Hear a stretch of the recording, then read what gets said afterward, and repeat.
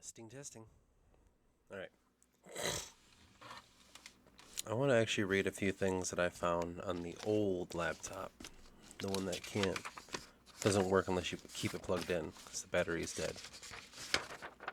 I haven't read any of this. I don't know what it says, but we're gonna just read it out, and I just want to hear this. No particular order, but I guess we'll start with what I printed first, and then make our way and try to see where we should file it. The Snake in the Portal. This is the first one. The land of Atria was a beauteous place, green and forests covering the whole continent. At times you could see for miles another the mountain carved the landscapes into a geometric design. Upon a mountain, the high peaks of Trinity sat a village. Now this village was no ordinary place. It was Senville. Its biggest sight was the high bell tower, rung twice a day to revel of the new god. In the new god. A god not as well seen in our world, but a different one. You see, this was a god of thought. To understand this, one must know what it is to live in the realm of Euandra. Euandra was the world where this continent Atria inhabited. A land like we had never imagined. This is a time where the mortal men have just begun to discover the real truth of what is reality. Reality we already know, yet are too afraid to address. This will make sense in time. Man walked the earth unknown to the presence of self for many years. They were alive, but didn't know it. Only thought in the mind of God. Their God. These men discovered the understanding that always laid in view, but was too far to reach. Once the portal was opened, it had begun. It was the beginning. The beginning. The portal of the mind is a hard concept to understand, but in time you will begin to realize. It all started with the understanding of the spirits within. The ones who could see the spirits were the sensitive. The people whose consciousness could allow them to see the unseen, quote, pass through the veil and penetrate another's mind. This was the beginning. The existence of the sensitive to their understanding.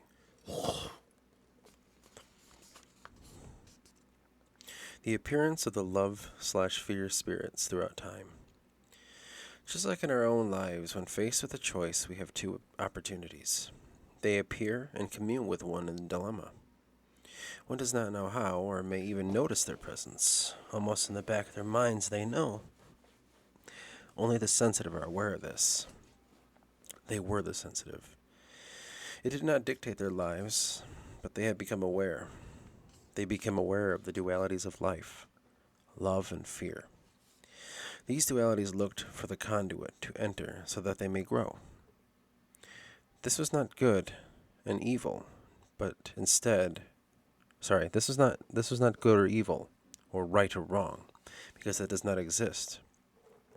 Only one and the other.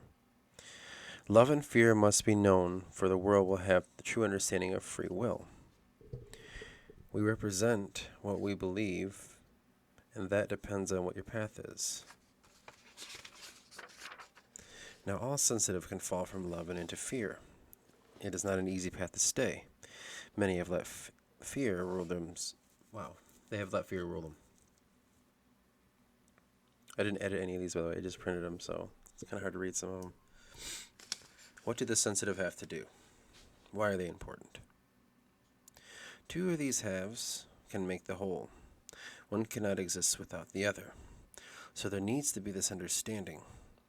Living this life is the life of the sensitive. They tried to transcend above what existence was told to be.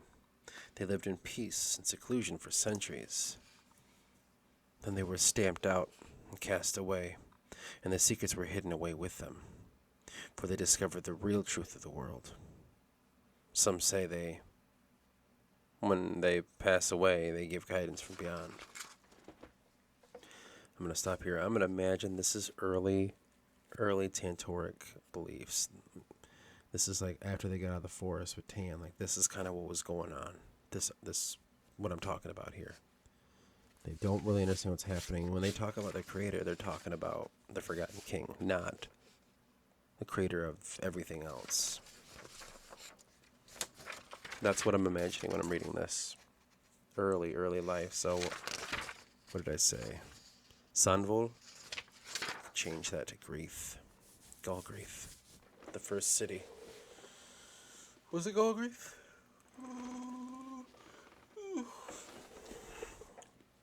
I can't quite remember, but that's an easy edit. So just channel this BC man. Discovery of the other realm. It had always been there. We only came about its presence not long ago. It is known as God.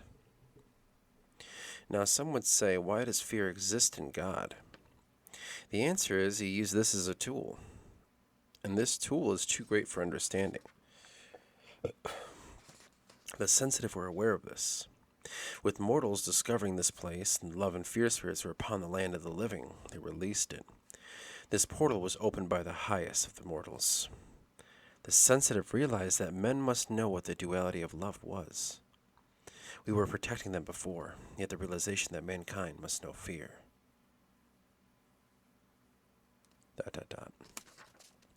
Though in time a malevolent, sentient emotion of this fear, later called the whisper, was on the mortal realm.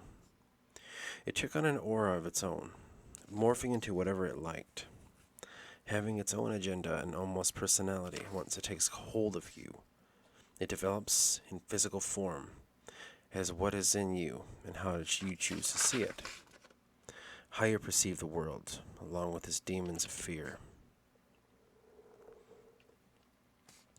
It plays off everyone's emotions. It enhances and grows because of people. Who created you? You did. This was how it must be. We must understand the whisper. It must exist. We need to understand that the whisper must exist, no matter how wrong it feels. We must not hide from it. Now back to the other realm, or the realm of God. It is not that this wicked evil power that was set on man by God. It was our own greed and power that drove us to setting this on ourselves. You could say we were playing with tools you would never understand. Some say God felt so close to his people that he never locked the door between each other. For some people, the realm is the mind of God. This realm is known as the realm of the Creator. The realm of creation, full of knowledge and understanding. It has the understanding of life and connection. One cannot begin to explain it, for it is simply beyond words. The spread of the whisper. The Forgotten King, who was Lord of the Aeon Kingdom, ruled over with love. For he was the love spirit. He was the conduit of love to mankind. This is Big Four. The highest of the sensitive people. Alkeans in the Aeon. He took to ruling over the humans and formed the highest kingdom that reached far and wide. The sensitive ruled over the people of Kendia. They were called the Aeon. Or I thought they were called the fucking...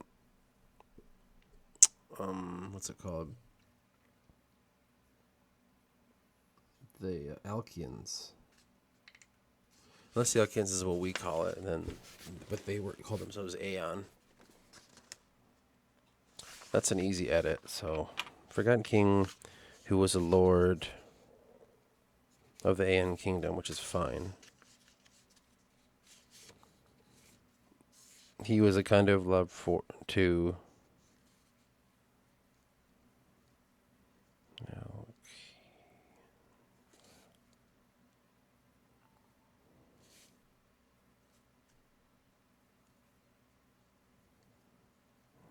Hold I'm just figuring this out.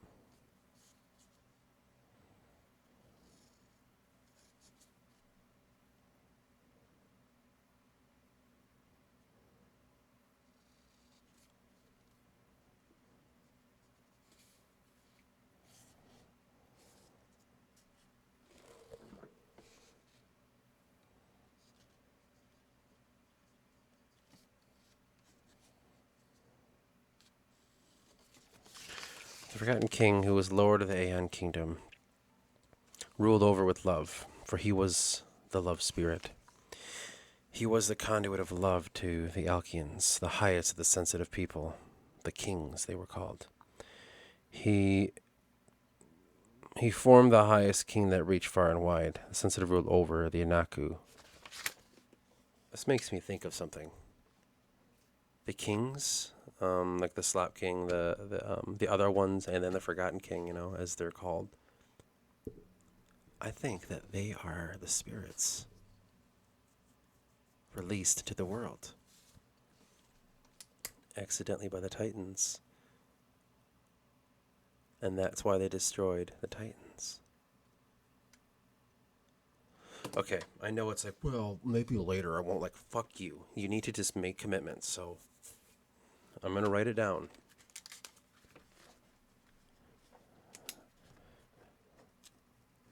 The Aeon. The, fucking A. The Alkeans. They are the spirits. The emotions. That's it. I'm done. I'm not going to commit and say, I don't know if they're exactly that. No.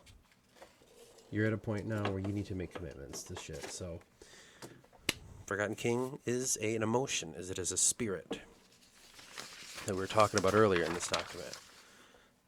Because this one's for me. This one's not going on YouTube. This is something that we need to commit to. You understand? Because if we fucking sit here and is it this, is it that, is it this, is it that? You could do that all day, and then 10 years later, you're not going to have any fucking answers. You got to commit. It's okay. Because if you commit, then you could find weird ways to I like that idea too. And let's find ways to connect that. Let's become creative. Let's do our job, actually. So this one's set in stone. I don't care. Just like how the keepers are from the other realm. They're technically like aliens, I guess, from another dimension and realm. We had to commit to that. That's what they are. No more, they were actually, ghosts. It's no, you're not playing that anymore. They are the Aeon or the Alkeans. I'll figure out why it's got two different names. Those are the spirits that we talked about. That comes a problem. Then what about this and what about that? I don't know. You just got to figure it out. Let's go. All right. Now, the realm of creation was not for the mortal people on Yuandra, which would be. Depends on what time this is being written in. That's the problem. I'm writing these in 10 eras, So we're just going to say the realm of creation was not for the Inaku on Yuandra. The power was too great for them.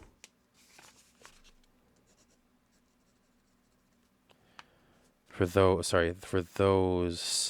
who enter, they were noticed.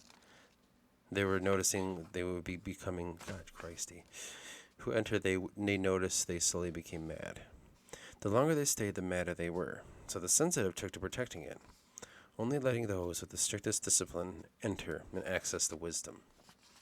So they were like a threshold guardian. So, sensitive or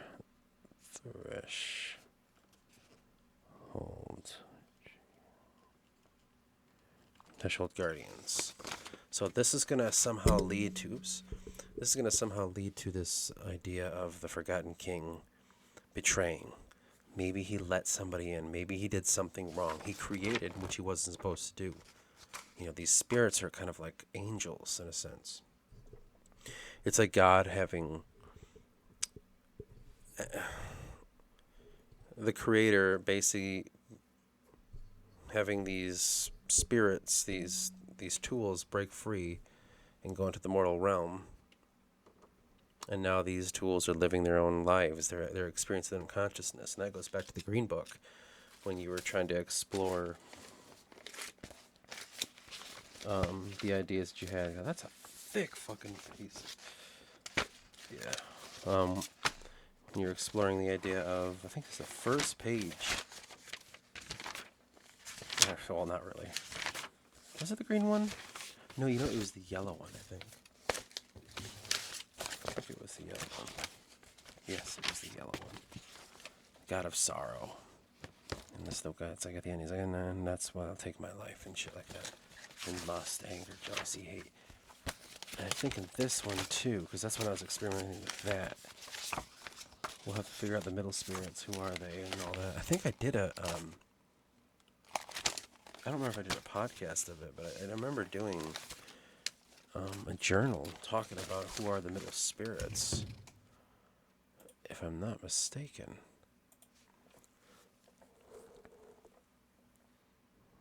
Didn't I do that? Something about the middle spirits. I think it was a podcast, but I don't remember what article I was writing. Like what the report it was that I wrote, where I was talking about the middle spirits. Was it the monarchs? Curtis, no. No. Guess what you just did? You've forgotten what you're talking about. Yeah, I'm pretty sure I did an episode called The Middle Spirits or something. So I don't remember anything about it. We're gonna have to go back and listen to it. But those are a separate thing. But we have a spot in the Yellow Journal I did with Jacob, where we try to lay out the progression of what all the emotions are, and then where do they come from. Like a Venn diagram? No, it's not like that. It's some sort of graph or some shit. I don't really remember. Right? I found it. Just how do they all connect? You got, idolization, faithfulness, obedience, submission, understanding, equality, apathy, jealousy, fear, hate, justice, love, rage, prejudice, remorse, aggression, oppression, righteousness, recklessness, helplessness, anger, compassion, sorrow. You have all those things, and at the center is evil, right? We're going to be exploring the philosophy of emotions, right? Just because of this book is essentially about depression and how those things can affect your life. You're going to have to go into this a little bit. So when we're talking about the representation of the spirits, always keep in mind that those were the tools inside the realm of creation that were let loose. And then they spread amongst Yawandra, and now they're growing there. Those were the Aeon. Those were the Alkeans and all that stuff. Now, in the modern era, when the book is being written, we have an issue of the darkness coming within, sweeping around. That's because of the Aeon's disappearance.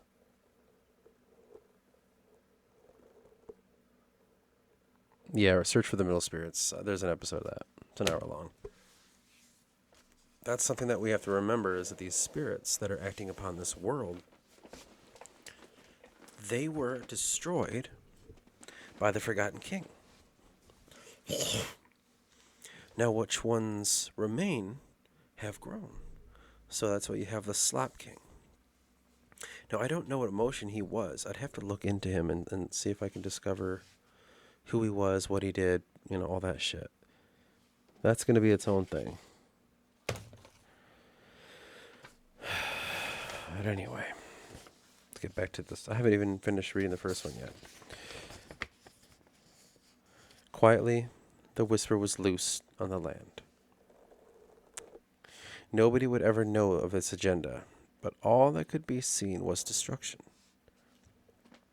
Now none knew what was going on. It was almost as if the world was under a spell, and the people were behaving differently, or not of themselves. The king and the sensitive knew of the darkness. They knew mortal man must make a choice. This is different. This is later. Between love and fear. How does that coincide with the idea of Forgotten King creating man? Is this after? Is this after a corruption of some sort?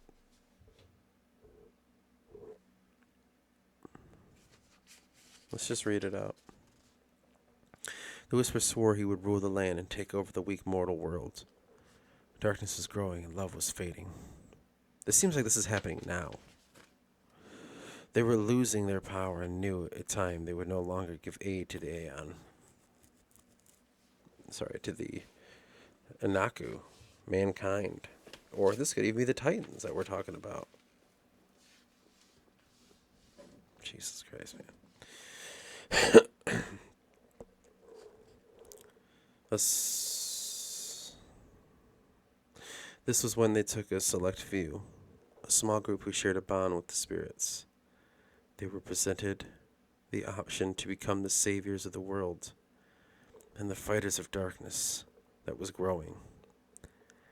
Upon an agreement, they entered these empaths, and the bond was greater than ever before. The old version, that was what the keepers became. The keepers were the people that combined it with the spirits, the kings. Can that still be? Fuck. The keepers.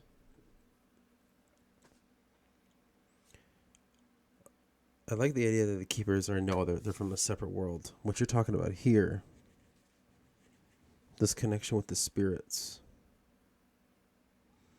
that could be how magic is introduced. Because there's so many emotions that they all faded, but it's empathetic magic. Perhaps. And that's why there's like only a few left, but those are the cursed ones that fought against the Forgotten King. But they would have had to do it to mankind, but if they only would have done it with the Anaku before man was made, the only reason magic exists now is because the Forgotten King's their own creation. Man never had magic. That was only Anaku. So they entered the Anaku. But how does that fit with the Anaku trying to destroy the Forgotten King? It could be a sense of allying with false titans or, decrepit titans, and also it could be trying to just, everyone just get together and we have a goal together. Working with the other Aeon, Elkians. It could have something to do with that too. I'm just streaming, man, because I don't remember anything I'm saying. I'm just going to keep going. This is tough. Because what that does is it rebuilds it in my mind, and then when you rebuild like that, you look over in the corner and you see like all that stuff that was built that way. You're like, oh, well, it's not going to meet up now. Now I have to kind of take that apart, or it's going to fall apart. So that's kind of what happens when I come up with these theories. Like it can fuck a lot of things up that have already been established, to which you have to rewrite chapters and stuff. It's just, fuck. I don't know. But I think that's an interesting idea. If the spirits are them, that's where magic comes from. So you attach that to the riddle of the eye. You attach that to... what was the other thing called? I don't quite remember. Hold on.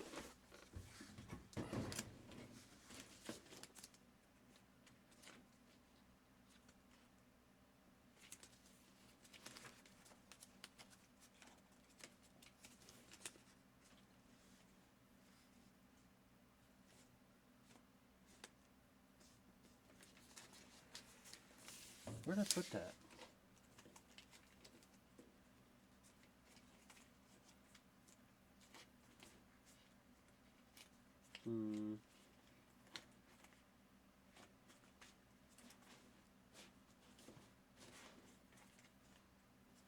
It's in religion.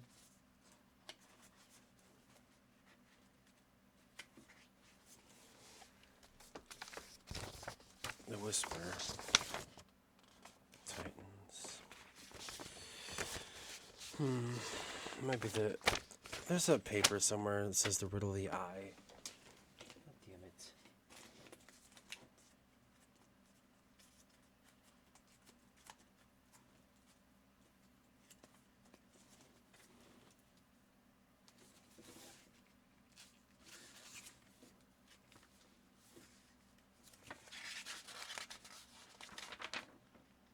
Yeah, and then there's the Dume.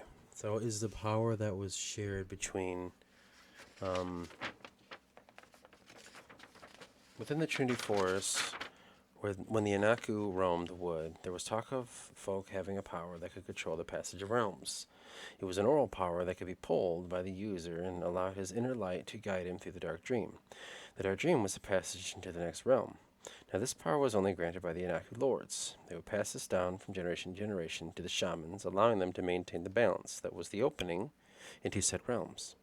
It was within the forest that the veil was weakest, beside the Merphos, and the Anaku shamans corrected the shifting of the realms and see that the balance was to be restored. When man entered the playing field, he caused an unbalance of instability. The Whisper was trapped beneath Yuandra, a spell cast upon them by the Titans. It's nice. Yeah, I think that could make sense. You could say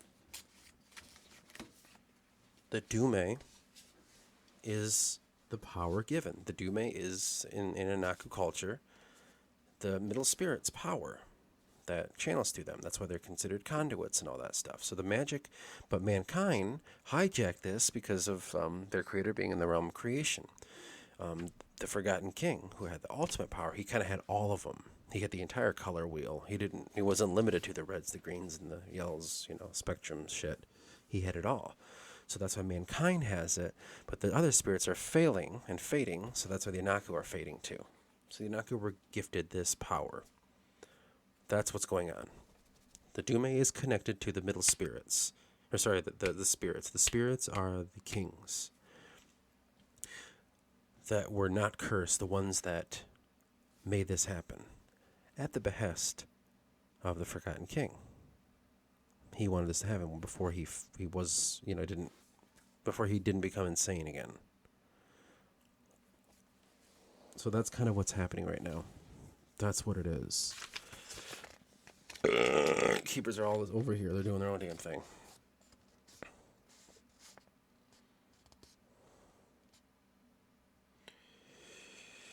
The Whisper swore he would rule the land and take over the weak mortals. Darkness was growing, love was fading.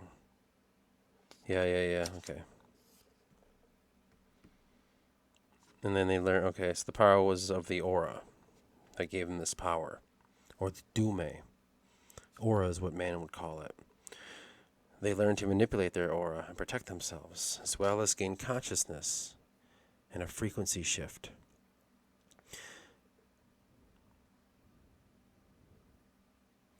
The Aeon were becoming distrusting of the king. They took to calling him insane and losing his divine will. These spirits, these other ones, they were falling into the Anakume. The king, or the spirit of love, took to bonding with a mortal when he made a woman for himself. This is because he was tainted by the Whisper secretly. Because he went to the place where the Whisper was sent, the realm of creation. Because the Titans sent him there, remember? This is his beginning steps of creating mankind. And that woman would tell him to make his own people. And that's where the distrust began. And when I keep saying when the people began to protest against the king, that was either Aeon, the one that were in the conduits of the Anaku. Now, this is not of a physical level. This is a spiritual level. So you can have an Anaku may be a conduit. And he's a shaman, right? And he's got this emotion in him that he has to manifest, he has to create. He can use it as a magic, but he's also supposed to be guiding it. It's supposed to be learning. Emotions are supposed to learn. That's why they came to this realm. So we're supposed to take sorrow and move them through life. Everyone has their tough one, though. So some people's are easy. Like, well, my fucking one is happiness, and this person's got sorrow. This person's got depression, While that's happening in the physical realm, on the non-physical realm, that's where they have this kind of conjugation. They get together, these spirits, and they can be in both places at once. And so this is what we're talking about is happening when the Forgotten King is losing it. And in the mortal realm, he's creating a woman for his physical being. And like, you can't be doing that. We're not supposed to be a physical nature. And that's where he started to fall into that. So the Forgotten King became a physical being just without like a conduit, right? And so I would say, I'm making this up on the fly, by the way, so I don't know how this is going to feel. But because that was happening, that's where the distrust came from the other Aeon, the other Alkeans. The king took to bonding with the mortal woman. Yeah, to creating. Symbolic gesture of spirit and body uniting. Yeah, she was seen as, he wanted her to be known as the queen of these Aeon people. But they began to protest against the king, and he would start to worship the Dark One. Some even took to worshiping the Dark One. And this is where the Whisper uses fear, spirits. What did I say the spirits of fear were? Wasn't that the Dark Army, essentially? Let me find my journal here and see if I can.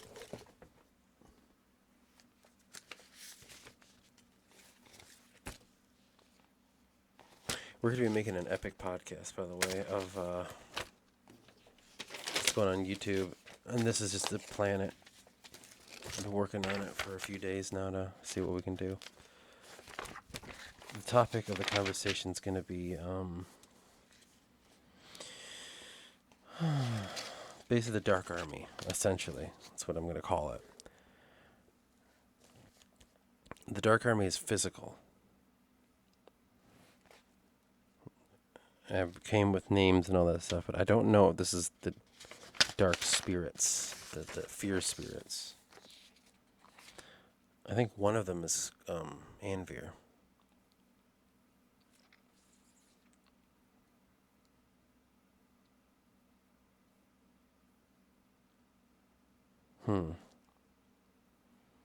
That's not really talked about. We're going to have fun doing that. God damn it. So, yeah, we don't really have an understanding of who the fear spirits are. I mean, why would we, right? It's only important. Anyway.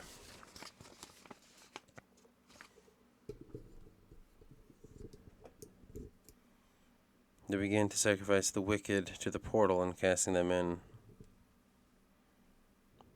I don't know.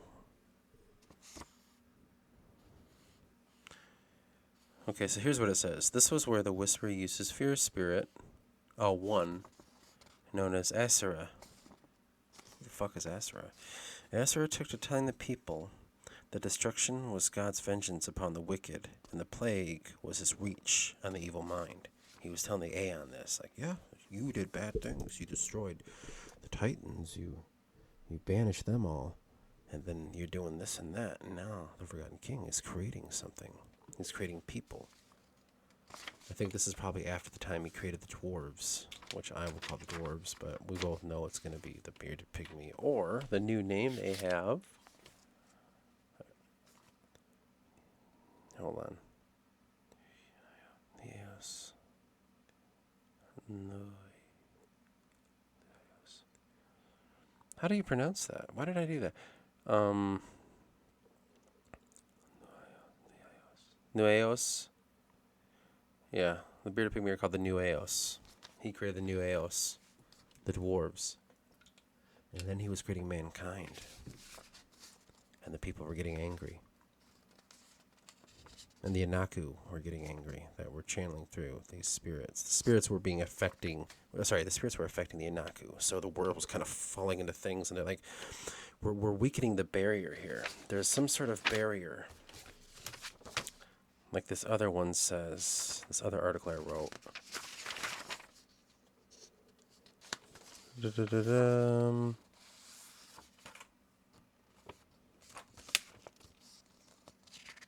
Missing his gaze, Lord Men.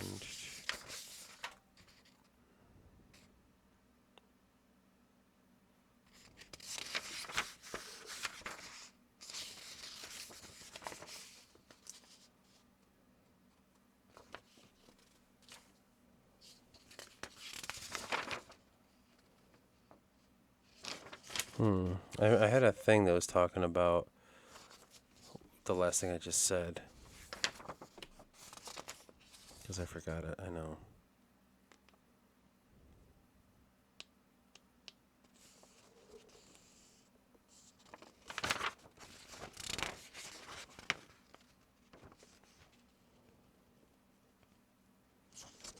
This will be the next one I read.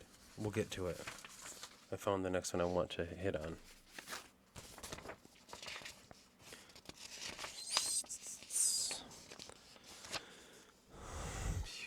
Shit. Sarah took to telling them the destruction was just God's vengeance. And these people were fucking with what the Anaku were doing. So the physical and metaphysical realms were colliding slightly. They began to sacrifice the wicked to the portal, then casting them in. This drew the wickedness into the other realm beyond its normal limits, sending the realms into chaos. The equal balance of our order in this realm. This was the plan of the Whisper, and his minions sprung it well, for the Aeon people took to worshipping the Whisper under the rule of Asera.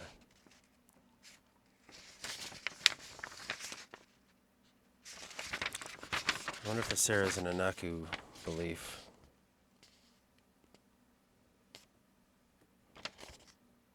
Few survivors perish. The Whisper worshippers captured the Forgotten King and his queen during the sieges. This is after man was created, and he was in the forest. She was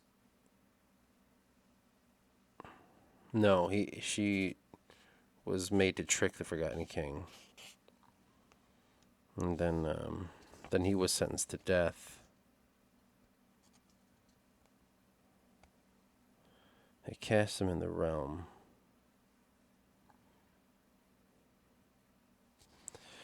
I think this is the beginning, when they cast him in the realm. So the Whisperer was captured. And he hid away his wife, I'm assuming. Then he was thrown into the other realm. Their own creation. Just like the Titans did the Whisper before. This is where it almost became tainted. But he was able to get out. And after that is when he waged the war on the other Aeon. So as he waged the war on the other Aeon, he was able to destroy the ones against him and suppress the Anaku that were just pawns in this whole game. And then he used his mortal men. And that's when we did that thing where he sent the bearded pygmy to under the mountains, and he took men and used those men to help destroy all his enemies. And it was after that he went into exile. And then when he was in his exile is when the story of the snake in the portal begins, and that is when he destroyed those people. He brought down the Whisper to an almost small snake. He beat it down, kind of like on Samurai Jack. You got to make him smaller and smaller and smaller until he goes away. And that's when that prince found him, the Anaku prince, and that began the story of the demise of the Forgotten King, which led to Odysseus and Tan. So hundreds of years have gone by. So that's the entire story. I mean, obviously, I went through pretty quick, and it's a little bit sparse and shit. But now we know the creation story of the war. It was the war of the Aeon that he had with his own people. And then the ones that were in the Anakume must have hid away, or so I don't fucking know. I don't know. But that's the problem we have. And then he warred on the people, and then we go into the story of Tanais and Odysseus and the killing, the stabbing of the king. Because at that time, before it happened, it was this Anaku, that prince. He was the one that helped trick the Forgotten King that his wife had died. And that's when the Anakume went to their realm. His physical body, because he had manifested physical body, he was in both places now. That was stabbed by Tanais, turning off that portal back. And then he was stuck in the realm of creation to go mad. Now it turned against the Whisperer's ideas, because then man's consciousness was away from his own. The Whisperer had obtained the the Whisperer had basically tainted the Aeon, the people that were within the Anakume, but the Forgotten King made it where they were cut off, and so they were fading. So the Whisperer was losing his power again, because man now inhabits the realm of creation. Man now has the magic, and the Whisperer tries to get back to it, and that's what we start seeing in our modern era. The darkness is spreading. Man is becoming tainted. The Whisperer is finding ways to make this happen. The Whisperer, on the back seat, is in control of people like the Slop King, which is Slop King, in some ways, wants to destroy the Anaku and what they're trying to do. But they're also trying to help the Whisperer gain access to the Forgotten King, so they kind of have to use the Anaku in the Serpentine Order. And so Whisper uses his game like that, Martis and Quartus. You kind of have to toe the line a little bit and help your enemy to get you what you want, essentially, at that point. Man, this is tough. This is a lot. Yeah. And that must be what's going on, I guess. I don't know. I need a time to stop and think. I'll come back. Alright, let's just charge forward, man. We have a few things to ponder about with the spirits and all that. But we do understand going forward now that at this point, fuck it. We're gonna make it what do they say, canon.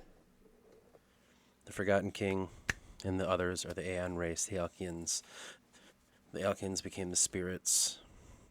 The spirits embodied the Anaku. Not all of them, but a good amount of them. All we have to change is, did that happen before or after the creation of man? In the beginning of the end? Seems like it makes sense to say it happened at the end. But whatever. We're going to move on from that. Just listen back to this. See what you got. Make another episode if you have to. You know what I mean? Can't diddly-dally on this bullshit for too long. So I'm going to take this one. I'm going to say needs work. And we're going to put it in its own new folder.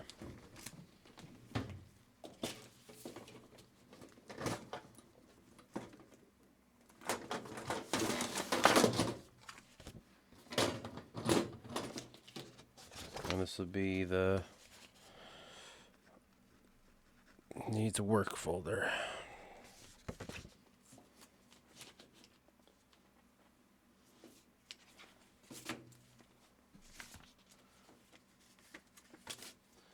Because we have to figure that out, because the next episode is going to begin the Army of Darkness. Alright. The next one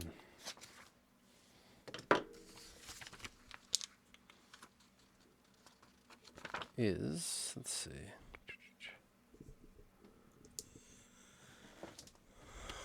I don't know what this is going to be about, so let's just find out.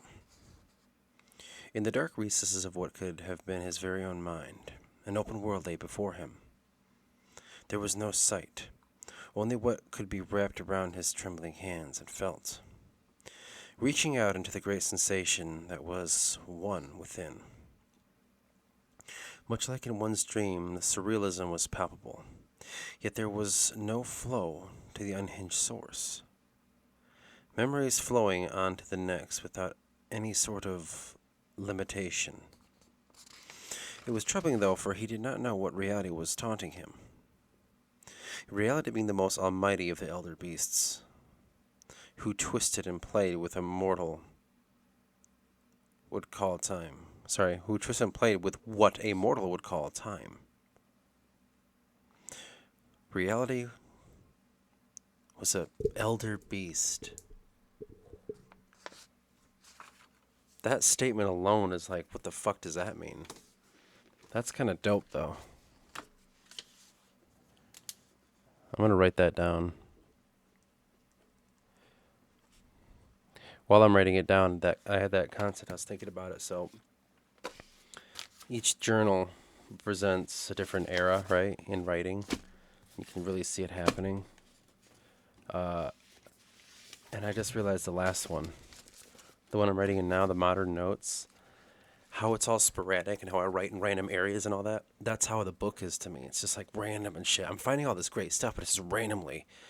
The next one is going to be the beginning of making sense of it all. And that's the era that I'm going to be walking into soon. Right now, it's the consolidation and getting everything out. So much stuff to figure out. But anyway, I thought that was kind of cool to think about. Each journal has become its own era of my life. It's fucking crazy. It was an Eldar beast? No, Elder. We could find so really interesting things to do with that statement. Upside down, actually.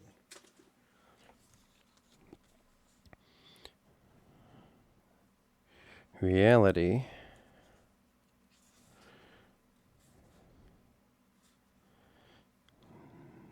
being the most almighty of the elder beasts, who twist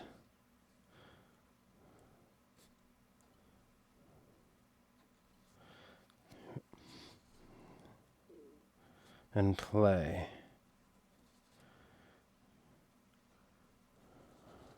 with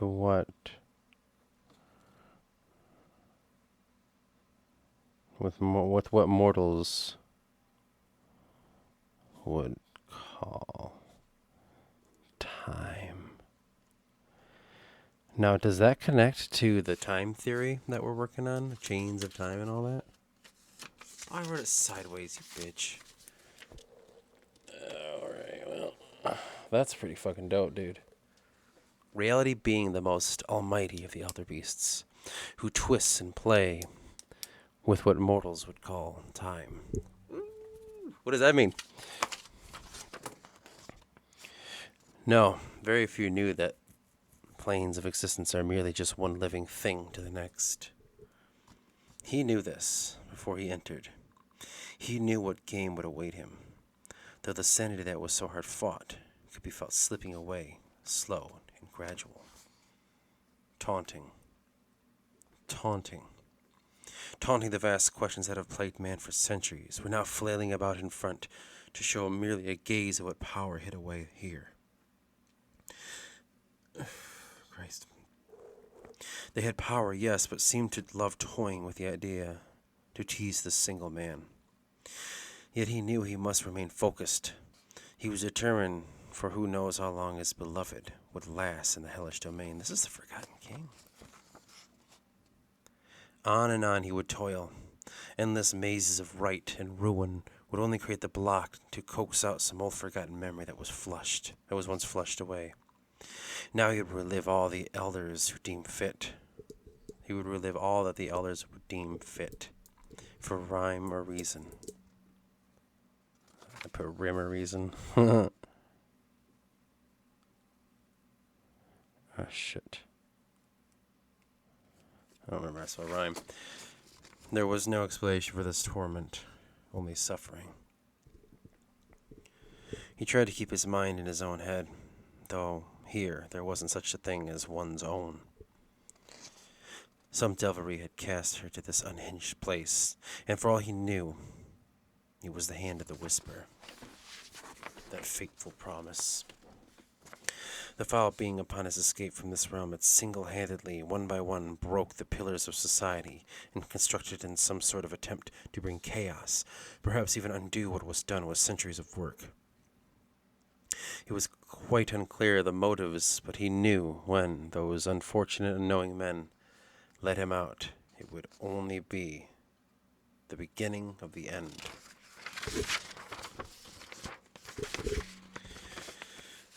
Down the battered hallway through the mighty wooden doors was what could have been the largest vault library the ancient world had ever seen. This might be another little story. These are like short stories. This vault was called by the people of Entren. This vault, as was called by the people of Entren, lied beneath the great palace of the most royal family and ruling class. Now, when one would think of royalty, one would think of over-decadence and pompous fools masquerading under golden veneer and crooked smiles. This might be true in the case of faraway lands, but here, however, was to be felt. But here, honor was to be felt. Duty and charm that had not been present for some time. Among the folk that would call him the king, he was praised for his love and wealth that bore into the nation of the Anaku people, as well as the age of knowledge that he had come upon the Naku.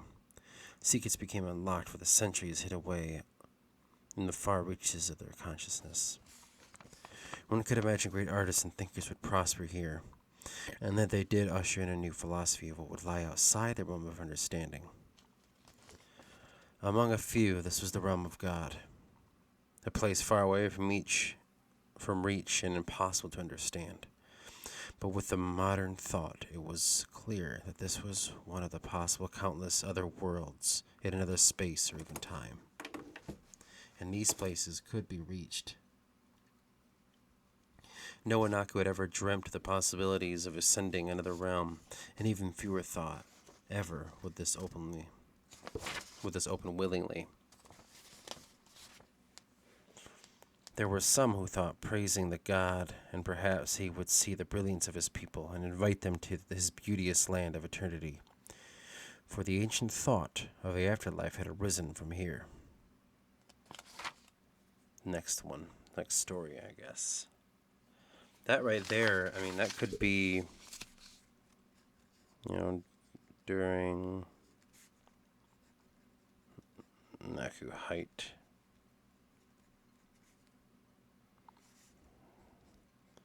The King's reckoning.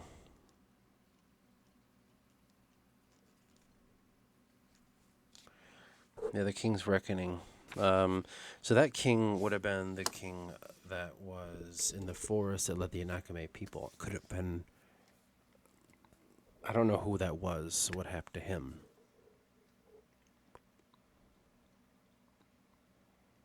But he vanished in time, too. The sweeping darkness.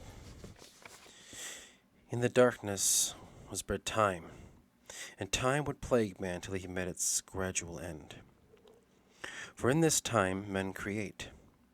It seems we look to become the creator, build thoughts, then constructs that only real purpose hold ideals shaping a mass consciousness.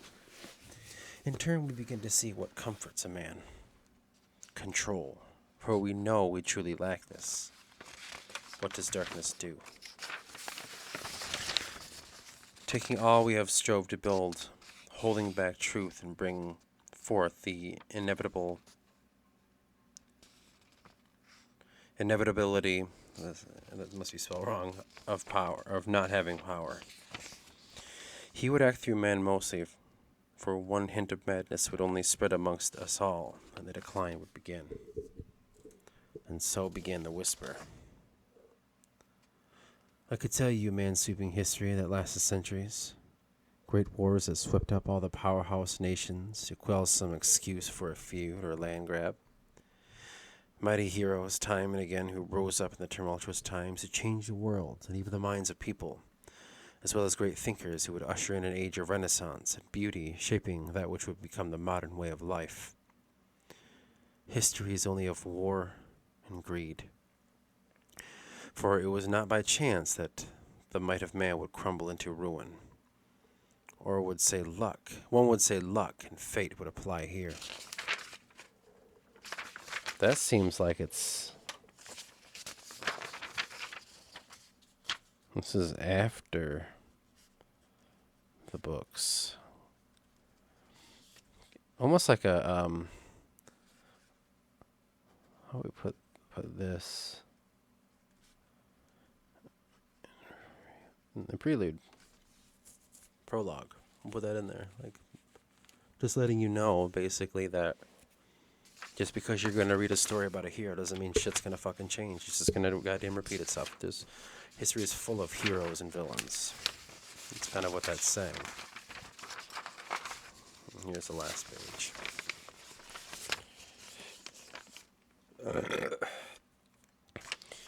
It was tumultuous,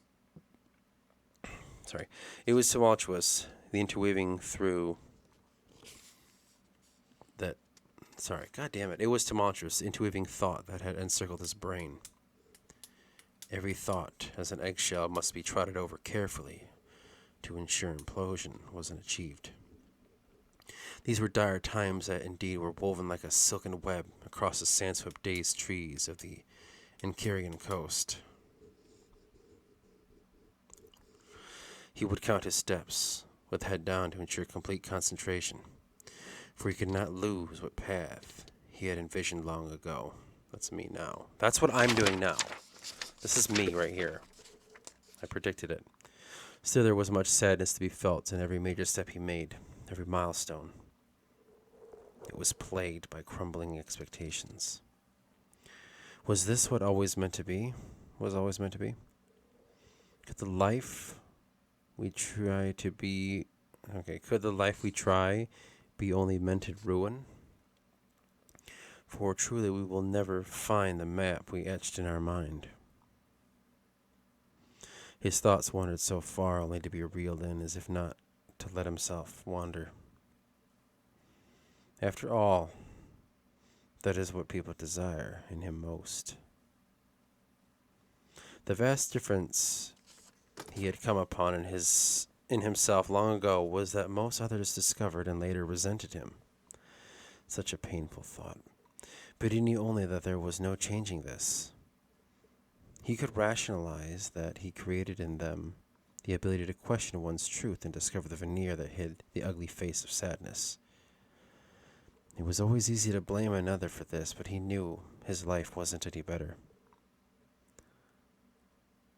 What could man do against such dismay, an inevitable failure of nature? I don't know what the fuck that was, so that was pretty dope. What is this? This is like ramblings. These are things to use, man. This is pretty cool.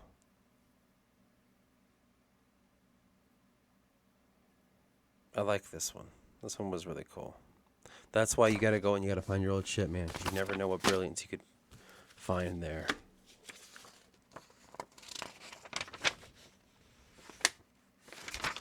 That's like a story.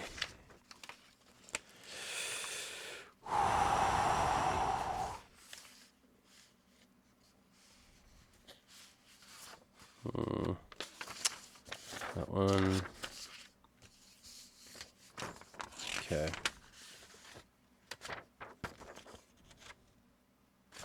Oh, I think this is that one I was looking for some time ago.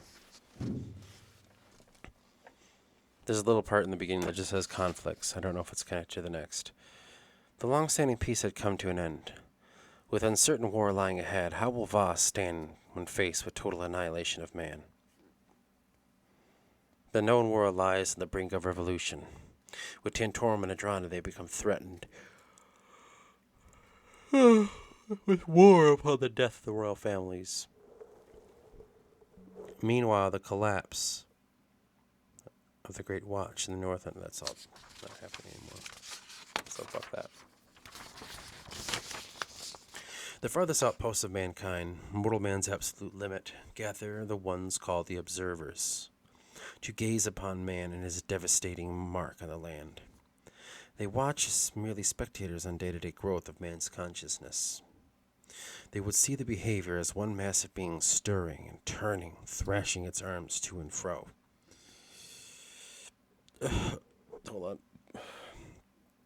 In their seclusion, they have been known to meddle on the affairs and deviate the ever-present straightforwardness of the swinging arms of destruction. As the beast, or life, fights to free itself from bondage, one that the Creator has devised, it was all too clear the beast was fighting for its life. For that is what they call man, the beast. As they speak of man, only do they think of mass life as one single living entity. One that does great harm, yet can be a force to reckon with. There were few men in antiquity that had discovered this outer-reaching place and survived. It could be seen as a cerebral elevation as much as an undiscovered land. The prophet Odysseus would discover the path to elevation, throwing himself away from the beast. He eventually made contact with the observers, being the first man in centuries to do this. It was then... Sorry, I'm just fucking with something. It was then he would learn of Tinyas' eventual betrayal, causing the great rift between the foundations of man's presence on Voss. So it seems like these observers had some part to play in it. Now we got to research that. What did they do? Are these observers at all connected with the keepers? Perhaps they are. Perhaps they are. That's something to kind of to look into, which would be kind of cool. We can connect all these dots and stuff. You have the beginning of the book. You have the story of the Titans, right? Then you have there's that foggy period of how the spirits came to be, but we understand now that the spirits are the Aeon, and they came to be because they were let loose in the world accidentally. No one knows by who. Was it the Creator? Was it actually the Titans? Who knows? Titans sent back the Whisper to the land of creation. The spirits eventually destroyed the Titans. The spirits lived on. Then the spirits became the gods, almost the new gods. Then the Forgotten King was the head of this, the land strider, the one that had the whole spectrum. Then he was starting to do things he shouldn't have been. The other spirits are upset. And then one thing led to another, and then he created a couple races for himself and a wife, and they're like, this is not good. But they began losing their power. So they formed a bond with the Anakume, and that became the Dume, and the Dume is the magical power. Turned to say the realms and all that stuff, and pass through it. To pull from it the magic for the creation realm. But it became tainted. And like pouring a little bit of poison in the stream, it began to infect everyone. And so that's where the Whisper got his power back, because he was in the other realm. He was being released. And so they decided to destroy the Forgotten King because of their fear. And thus began the story of the snake in the portal. Oh, sorry, before that, and then he warred with them and destroyed a lot of his brethren and stuff like that. And then he went into isolation, right? Blah, blah, blah. Then, the story of the snake in the portal happened. And that's what we're talking about here. So the snake in the portal was the story of Tanais killing the king and that stuff. But this is what happened with Odysseus right here. This is what we're talking about. So we went this far into the future.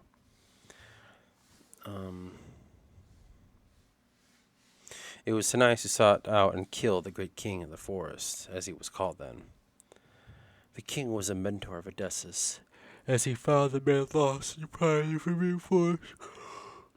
Would long ago, and started a chain of events that can still be felt to this day. That's what the Dizorin happened in the story of Tan. But this is obviously later from that. After Dove led Tan, it's right here. After Dove led Tan and his followers from the accursed forest in the beginning of creation, the Forsaken, as they were called, who stayed behind to mend the wood from the angry god, were closed off from all and thought to be mortal enemies. Tanais created the great dividing wall to show man's achievements of power over nature. But it was Odysseus who saw the folly in this, and he looked to enter the forest, confront the Forsaken. When he made contact, he would see they were not evil at all, but people of the land, and ones who prospered amongst the trees of old. They were not forsaken. They called themselves Dizarin. Anaku was the great forest they thrived in. Odysseus took to calling them Anakume, people of Anaku. When he was taken by the great king, it was he who brought life back into Odysseus, and in turn gave him a glimpse of the untamed power of the Dume, the great inner light.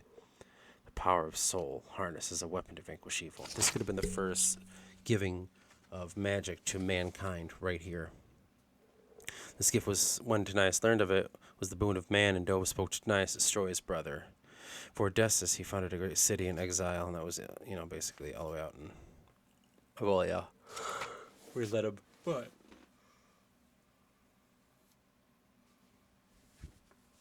man grew in the shadow of their creator, who they didn't know was there in the forest this whole time. And that was the story of Tan.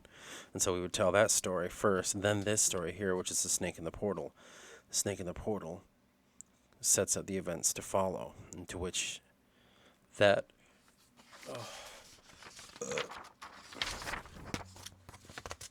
begins. Let me read. I just got to think this for a minute.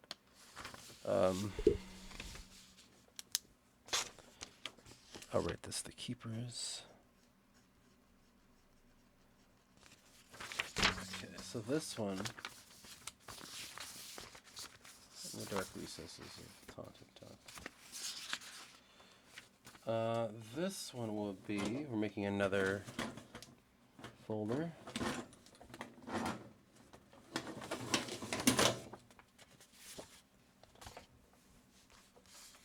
Called TFK/Snake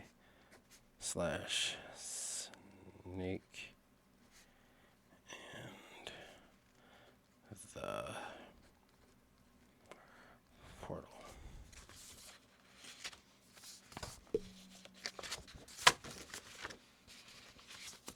And that'll be behind the other one.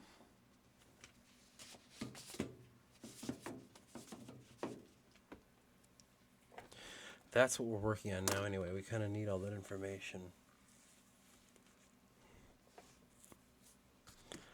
All right. A couple more to go.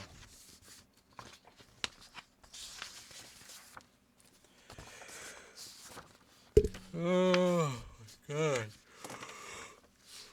I don't know what this is, but here we go.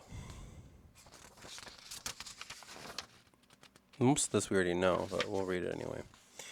In the past, it was always seen that the darkness could be held at bay by keepers who sacrificed their humanity for all mankind. It changed them, twisted their spirit. The keepers who harbored us from the threat whispered in faint memories. None would remember their obligation, for it was lost to time, until they became the threat on humanity they swore to protect against. Consumed by darkness for their own power. Are the keepers somehow connected, actually, to the spirits? Fuck, man. I don't know. Jesus Christ. Read it anyway. For the darkness can always find a new form, even when hidden away in the control of the keepers. It was growing and changing its form. Oh my god, why? Oh, crikey. When he was born of the darkness, then began the fall of the keepers in humanity. He purged the keepers, releasing darkness to be whole again. That could be connected to this right here. I'll write it in a sticky note. This could be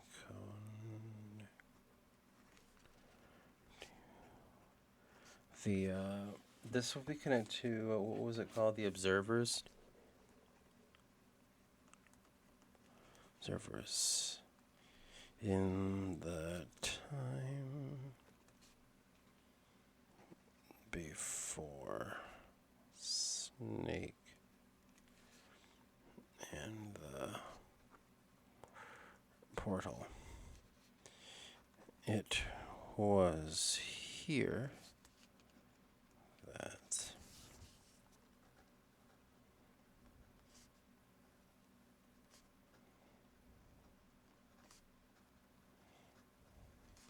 by the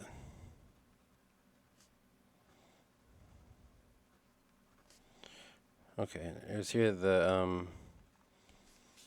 this could be connected to the observers in that one I just read before, in the time before the snake and the portal. It was here that Odysseus was tricked by the now twisted beings that were trying to give help. The observers, remember? So, and when that's why they have this thing about, well, was Odysseus really doing this for good or for ill? He could have been the one that helped the start of the Whisper's growth into mankind, but he's seen as a savior from the Whisper. That could be what is happening here.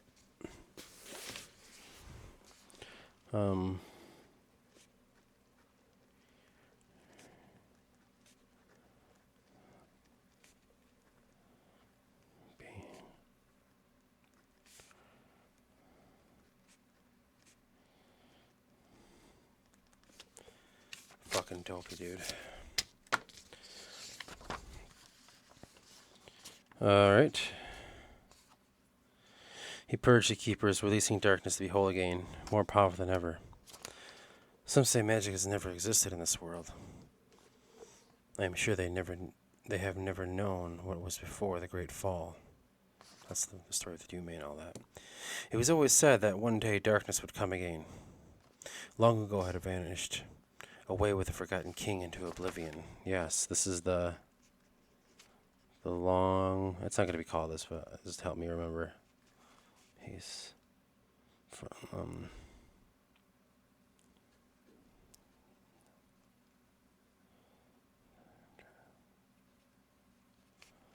from Odysseus to Eris is the long peace. I'll remember in my mind. Think of it like that. So at that time right there, it was always said that one day darkness would come again. Long ago it had vanished, away with the forgotten king into oblivion. That would be... use that in the prologue as well. So...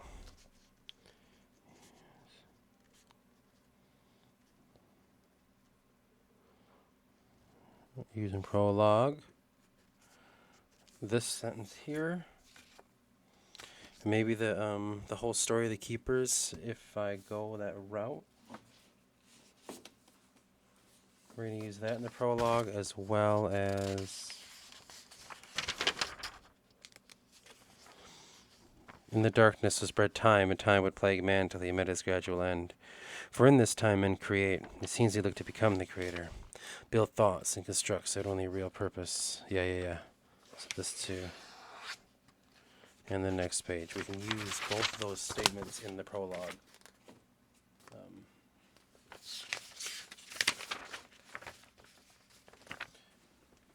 As a matter of fact, I can actually find those two.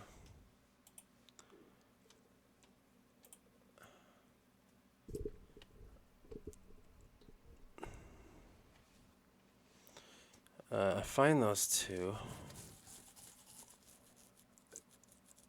and make a thing called, the prologue.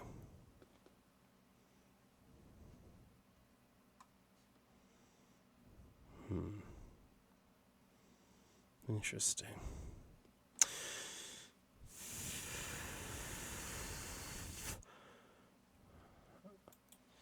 Okay. Now that is a story that has never been told. For most, you not know what madness the world was saved from. This is the beginning of the end, the descent to darkness. The story of the forgotten king.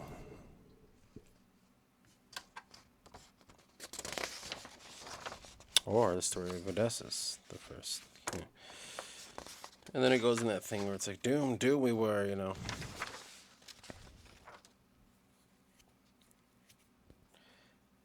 Okay, so this I'll go put into the Forgotten King thing.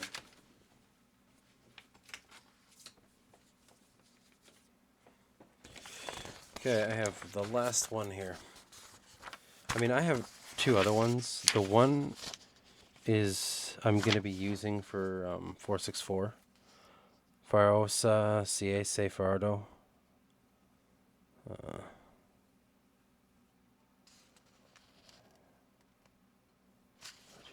Oops. No 464.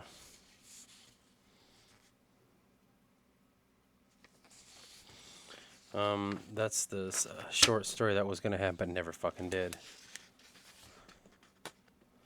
Trovia, Jesus. And then I have a story of God. And then that turned into a story of a man named Quentin. A couple other people.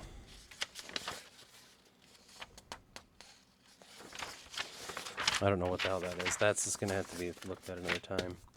So this will be the last one. The beauty that hides within pain. Sorrow.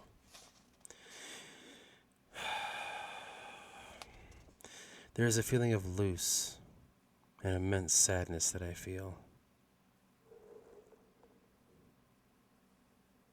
No, I think it was loss and an immense sadness that I feel. It is a pain that hides deep down.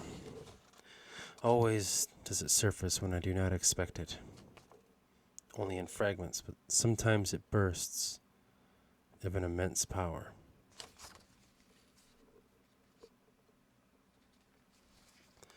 I don't understand this, but I know this is part of the healing process.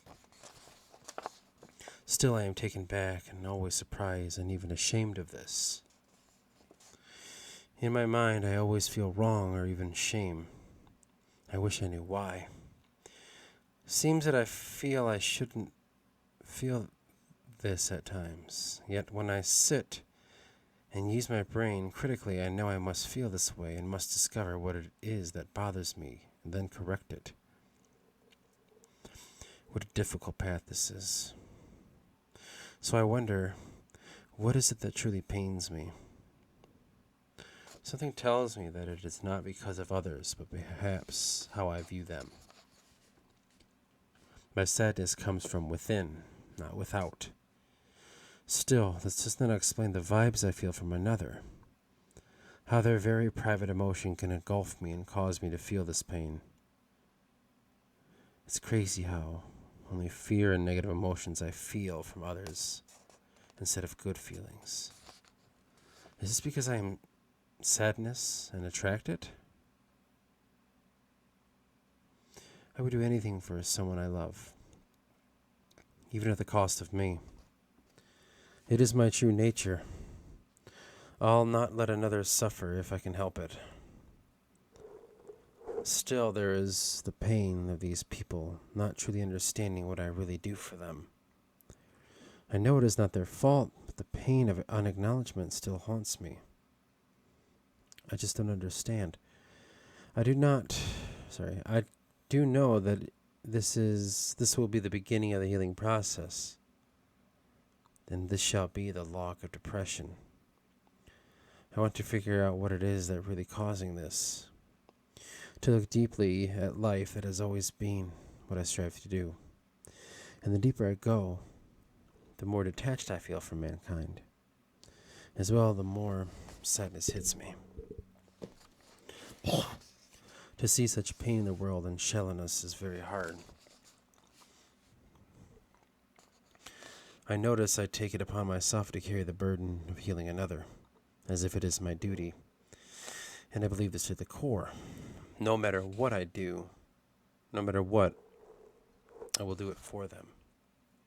Not expecting a thing in return, but also hoping and praying for it. I know that it won't happen to my control, but I believe I must understand that they are trying. I must accept whatever they may do, even if it doesn't feel like it's enough.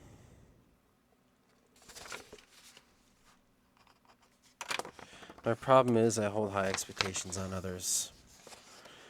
And now I notice... Sorry, let me fucking... As basically says, and no, I notice a me and them theme already. Oh, and yeah, so I noticed there's already a me and them theme already. That's the detachment. Detachment from society. Is it bad to totally push away from consciousness of man? To step out of the loop and observe it as if I stepped out of the ride that is man and now it's going so fast I'm afraid to jump back in? Is it wise to jump back in? It's hard to say. I only know I don't understand people. Yet I do. Finding the peace within. I start the internal search for peace. What do I ask myself? That's hard because I don't even know who I really am. I will say there is beauty in not knowing the answer. It's how you know you are starting the right journey. I have safety and ease of mind now, somewhere to hide away as well as flourish. Do I identify with what I have, what I do, who I am? Every day I try to be better than the last if I can help it. It's an active process that I live. Does this make me who I am? Trying to do better? Is that something to identify soul in? Is that a definition that means I am what I think I do? How much is internal and how much is external? I am me, but I am everything. This I have begun to believe, yet never really understood it. What we surround ourselves with is what we are, yet how can we have the right people notice that? This feels as if it goes hand in hand with my philosophy that you are the little things that you do. Whether I believe it or not, I'm in a better place than I was a year ago, mentally and physically. I accepted the emptiness and suffering then and thought I must have it and live it because I need it. I can't believe I let myself do that. Granted, I must have had to go through it to gain the wisdom. I'm blessed to say I can forgive all whom have harmed me, whether they meant to or not. I feel great sadness for them. I'm glad I tried to be there for them, big or small, sincerely. It makes me happy in a small way that my pain is because I care. There's a certain beauty in that, one that not many would understand. Do whatever you can for everyone you can. I forgive you. I forgive you. I forgive you. I hope with all my heart that you will be okay. I hope you find happiness and you let go of the pain that controls every action. I'll always in some way love you with all my heart. That no one can take away. I know exactly when I wrote this now. We can only hope to be remembered as the ones who made a difference in someone's life. That must mean that I'm not a totally bad person.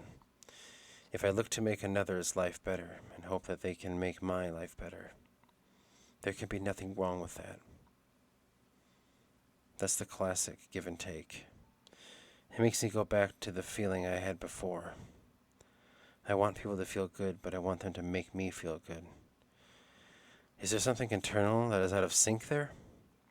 Some part of me is not allowing the transaction to go through? Why can't I accept love in depth? Not to say I don't understand or appreciate others' love. I feel perhaps I don't totally let myself go. I won't let myself be free. What causes this? What do I really fear? Rejection? It can't be just this. What happened to allow this behavior? Was I always like this? I can't remember, to be honest. Was as if, what if I let whatever happens happen? What could come of that? First step. 1, forgive. 2, let go of the past. 3, whatever happens, let it happen. Be like the wind and let it flow. One day can be crazy. It's almost as if you are perhaps numb, like the realness hasn't hit yet. I know it's there, but I didn't notice it, especially today. You can forget the real impact of what troubles you, only for a moment. In that meaning, that makes it as if it doesn't... Okay. In that meaning, does that make it as if it doesn't really matter? As if you take something and blow it out of its true effect? So what is it that really bothers me then? The true source of my problems. I feel as if it's loneliness. Like I am beside only me in my most tender moments. The only person I am to please is myself. And I am not good enough to me. Why do I feel this way? What could be causing this? I feel like I am on the right path in addressing this every day. I can't hide away or numb myself with outside distractions. I now feel the sadness sweeping over me. Again, now that I give thought to this. But know this is a very good thing. How can you fix something if you fear addressing the problem? You can't. Plain and simple. So I need to set some day-to-day accomplishments for myself. Tasks that will further me in my life. So what's bothering me right now is loneliness. That means I must address this now. Why do I feel lonely? Well, perhaps people make me feel lonely. Why do people make you feel lonely? Well, we can't understand each other. Why do you feel that way? I feel like I try my best to understand others, but they don't see it, nor do they ever give the effort that is required in my eyes. How do you know that? You may think that, but maybe it's hard to them. They've never had it before, and to them it's a new alien thing. Perhaps you forget you can have a power that not many have harnessed on a level that you have. Why not use that? Use it to change the lives of individuals that need help. So tonight, talk to someone. I don't know if that was a personal thing for myself, but that's there. That's something that I should put out there, man. I don't know. That's, I don't know what that is. That's going into my personal philosophy.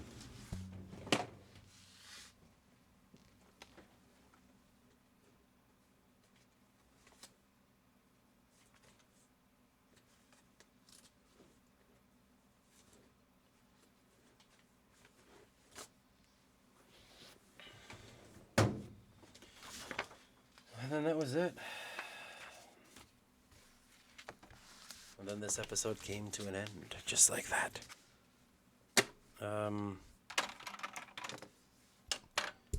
We're working on the episode about... We're working on the episode, actually, I bumped it and I turned it all off, about the Army of Darkness.